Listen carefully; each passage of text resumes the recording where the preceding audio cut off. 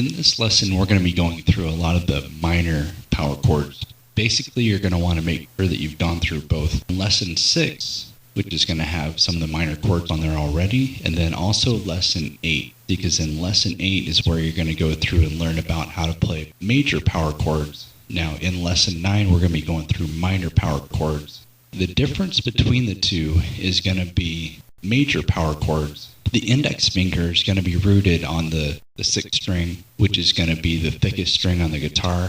Now, the minor chords are going to be rooted on the 5th string. If you look at the different diagrams that I have in place, the first one is going to be the A minor. Now, in Lesson 6, you already learned how to play the A minor chord, and then right next to it is the B minor chord. So you should have those two down already. So with that being said, this lesson should be pretty easy for you, because if you can already play the B minor chord, going through the things also that you learned in Lesson 8, the rest of the minor chords are really going to kind of fall in place, because what you're going to do is scroll down a little bit, you're going to be able to see the C minor chord, and that right there is really just taking the B minor chord and then just moving it from the 2nd fret for the index finger to the 3rd fret. Right next to it is going to be the D minor chord. And that's simply going to be going from the 3rd fret, moving it up to the 5th fret. You're going to have your D minor chord.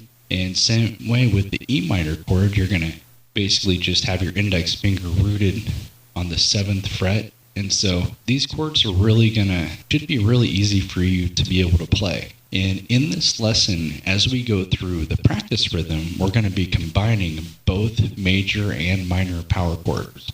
Same as what we had talked about in the 8th lesson with the major power chords, it's going to be a really good idea to learn the notes on the 5th string as well.